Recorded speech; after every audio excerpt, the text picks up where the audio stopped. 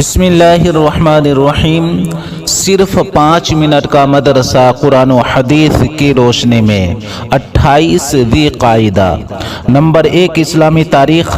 حضرت امام شافعی رحمۃ اللہ علیہ، حضرت امام محمد ابن ادریس شافعی رحمۃ اللہ علیہ اپنے وقت کے بے مثال عالم دین، ذہانت اور قوت حافظہ میں ممتاز اور حق کے راستے میں مصیبتیں برداشت کرنے والے تھے۔ ان کی پیدائش 150 ہجری میں ہوئی۔ پیدائش سے کچھ دن قبل ہی والد کا انتقال ہو چکا تھا۔ 2 سال کی عمر میں والدہ محترمہ کے ساتھ مکہ مکرمہ چلے آئے۔ 7 سال کی عمر میں قرآن کریم حفظ کر لیا۔ پھر مکہ مکرمہ کے علماء کرام سے علم حدیث اور علم فقہ حاصل کرنا شروع کیا۔ جب کسی عالم سے کوئی حدیث یا کوئی مسئلہ سنتے تو فوراً یاد کر لیتے تھے۔ بعد میں امام مالک رحمۃ اللہ علیہ کی خدمت میں مدینہ منورہ چلے آئے اور ان سے 3 سال تک درس لیتے رہے۔ کم عمری میں ہی تمام علوم و فنون میں امامت کا درجہ حاصل کر لیا۔ سب سے پہلے انہوں نے ہی اصول فقہ میں الرسالہ نامی کتاب لکھی۔ مختلف علوم و فنون پر انہوں نے تقریباً 113 کتابیں تصنیف فرمائی ہیں۔ ان کی مقبولیت و محبوبیت کا یہ عالم تھا کہ جب وہ عراق سے منتقل ہو کر مصر آئے تو شام و یمن اور عراق اور دیگر اطراف سے علماء کی بڑی جماعت ان کی خدمت میں حاضر ہوتی اور استفادہ کرتی تھی۔ سلیمان بن ربیع رحمۃ اللہ علیہ کہتے ہیں کہ ایک روز میں نے شمار کیا تو امام شافعی رحمۃ اللہ علیہ کے دروازے پر 900 سواریاں اہل علم کی موجود تھیں۔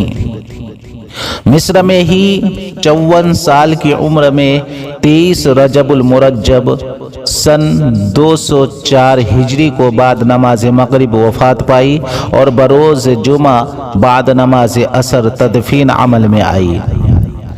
نمبر 2، حضور صلی اللہ علیہ وسلم کا معجزہ، نبی پاک صلی اللہ علیہ وسلم کے پانی چھڑکنے کی برکت۔ ایک روز آپ صلی اللہ علیہ وسلم غسل فرما رہے تھے۔ اسی دوران آپ صلی اللہ علیہ وسلم کی ربیبہ بیٹی زینب بنت ابی سلمہ رضی اللہ تعالی عنہا تشریف لائیں۔ غسل کرنے کے بعد بچا ہوا پانی شفقتاً آپ صلی اللہ علیہ وسلم نے ان کے منہ پر چھڑک دیا۔ اس کا اثر یہ ہوا کہ حضرت زینب رضی اللہ تعالی عنہا کے چہرے پر بڑھاپے تک جوانی کی تازگی باقی رہی۔ الاستیعاب، بیوی کے پہلے شوہر کی بیٹی کو ربیبہ کہتے ہیں۔ نمبر 3، ایک فرد کے بارے میں حلال پیشہ اختیار کرنا۔ رسول اللہ صلی اللہ علیہ وسلم نے فرمایا، اللہ کے حقوق و فرائض کے بعد حلال روزی کمانا بھی فرض ہے۔ طبرانی فی الکبیر۔ نمبر 4، ایک سنت کے بارے میں لکنت یعنی ہکلا پن دور کرنے کے لیے، دل کو روشن کرنے اور زبان میں قوت اور لکنت کو دور کرنے کے لیے اس دعا کو پڑھنا چاہیے۔ رب اشرح لی صدری ویسر لی امری واحلل عقدۃ من لسانی یفقہوا قولی۔ رب اشرح لی صدری ویسر لی امری واحلل عقدۃ من لسانی یفقہوا قولی۔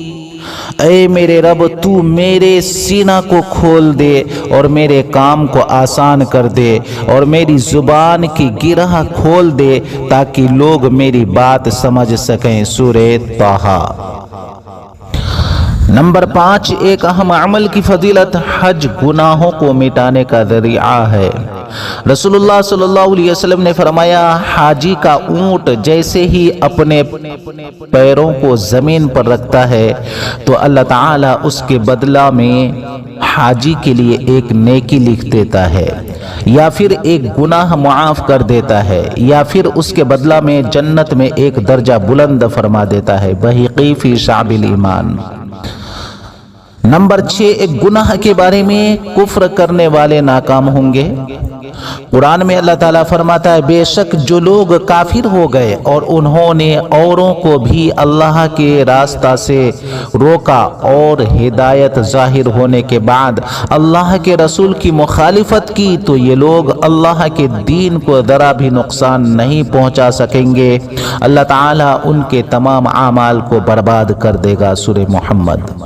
نمبر 7، دنیا کے بارے میں کافروں کے مال پر تعجب نہ کرنا۔ قرآن میں اللہ تعالیٰ فرماتا ہے تم ان کافروں کے مال اور اولاد سے تعجب میں مت پڑنا، کیونکہ اللہ تعالیٰ دنیا ہی کی زندگی میں ان کافروں کو عذاب میں مبتلا کرنا چاہتا ہے، اور جب ان کی جان نکلے گی تو کفر کی حالت میں مریں گے۔ سورہ توبہ۔ کافروں کو جو مال و اولاد دی جاتی ہے ان کی زیادتی سے کسی کو تعجب نہیں ہونا چاہیے، کیونکہ انہیں اللہ تعالیٰ ان چیزوں کے ذریعہ ان کی نافرمانی اور بغاوت کی وجہ سے عذاب دینا چاہتا ہے۔ نمبر 8، آخرت کے بارے میں جنت میں سب سے افضل مقام۔ رسول اللہ صلی اللہ علیہ وسلم نے فرمایا جب تم اللہ تعالیٰ سے سوال کرو تو جنت الفردوس کا سوال کیا کرو، کیونکہ وہ جنت کا سب سے افضل اور بلند درجہ ہے، اور اس کے اوپر رحمان کا عرش ہے، اور اسی سے جنت کی نہریں نکلتی ہیں۔ بخاری شریف۔ نمبر 9، طب نبوی سے علاج، سفر جل سے دل کا علاج۔ حضرت طلحہ رضی اللہ تعالی عنہ فرماتے ہیں کہ میں رسول اللہ صلی اللہ علیہ وسلم کی خدمت میں حاضر ہوا تو آپ صلی اللہ علیہ وسلم کے مبارک ہاتھ میں ایک سفر جل یعنی بہی تھا۔ پھر آپ صلی اللہ علیہ وسلم نے فرمایا طلحہ اسے لو کیونکہ یہ دل کو سکون پہنچاتا ہے۔ ابن ماجہ۔ نمبر 10، نبی پاک صلی اللہ علیہ وسلم کی نصیحت۔ رسول اللہ صلی اللہ علیہ وسلم نے فرمایا آدمی دوسرے آدمی کا اور عورت دوسری عورت کا سطر نہ دیکھے، اور دو مرد ایک ساتھ اور دو عورتیں ایک ساتھ ایک ہی لحاف یعنی چادر اور بستر میں نہ لیٹیں۔ مسلم شریف۔